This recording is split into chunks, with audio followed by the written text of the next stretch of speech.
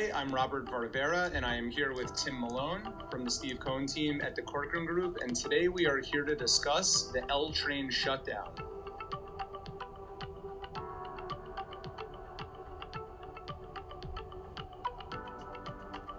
Rob, so we've been hearing about this shutdown a lot since 2014, but I think the details are finally in place. What can the residents of Brooklyn really expect? Yeah, so the plan started getting fleshed out in 2014.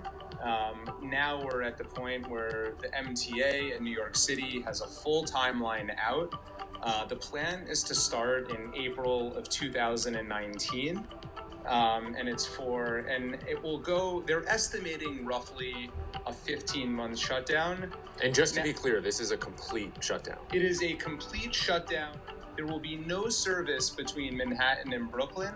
There will be some within Brooklyn, and there also will be Train service within Manhattan. But pretty much what happened was during Hurricane Sandy, the tunnel flooded between Manhattan and Brooklyn. And MTA has been doing repairs to it ever since, just putting Band-Aids on it. And they decided that it makes sense to really just shut the whole thing down. Different things were thrown out there. Maybe they shut one tube and keep the other one open. But in the end, it made sense to just shut it down and go through 15 months of pain rather than doing one tunnel at a time. And, look, I'm hoping that they'll stick to their 15-month time frame. If we saw anything from the 2nd Avenue subway, took just a couple years longer than expected. But given the amount of people that this is affecting, between Manhattan and Brooklyn, you have 250,000 daily riders, and it's really impacting people all the way from Canarsie to Williamsburg. I think most people don't realize the impact this is going to have and how many people the L services. Got it. Okay. The L train's being shut down. What are the alternate options? How do our friends from Brooklyn get to Manhattan? That's a great question, Tim. So I sat in on several community board meetings regarding the L train shutdown, and the city has proposed multiple alternatives. The first being is creating a bus lane on the Williamsburg Bridge and running more buses, really every 3 minutes, to help people get into Manhattan.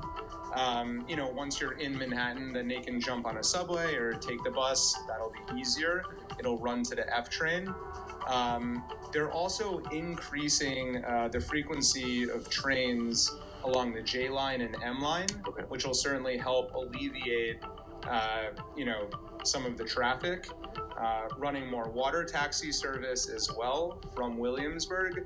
So really those are the three options. There's a lot of private companies out there that are proposing ride sharing programs. So there's a lot of alternatives in the public sector and the private sector that are really trying to address the transportation issue. Got it. Now, in terms of real estate, what can people expect? A lot of people are asking, is it a good time to rent in Williamsburg? Is there a deal? Is it a good time to buy? Is it a good investment? What do you think? Yeah.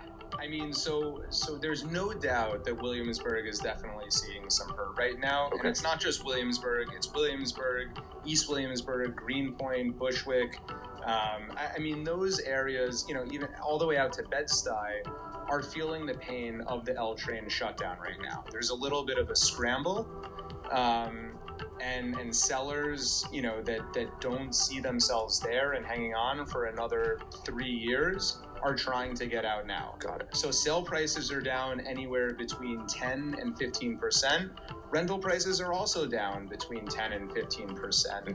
And, people have been asking me, should we wait to buy? Should we, wait until the construction starts and it's a little bit further in?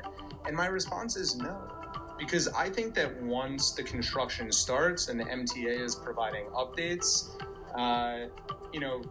they'll see the light at the end of the tunnel, and they'll hang on through construction. And I firmly believe, despite what's going on in the overall market, Williamsburg will recover very quickly. So as you know, we are putting people there right now. We have been taking investors there. We have been taking people there that had previously been priced out of the Williamsburg market, that now it's affordable for them. So just being aware of what's going to happen over the next 2 years, but you think it's a good time. Yes, the right time is now. Got it. I think we see this always is people always try to time the bottom and hit bottom. But once bottom hits, it's too late. Right. The market recovers too quickly. Okay. Then we get into the bidding wars. We get into, quick price recovery.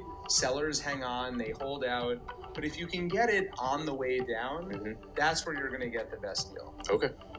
Okay, Rob, any additional thoughts before we wrap up?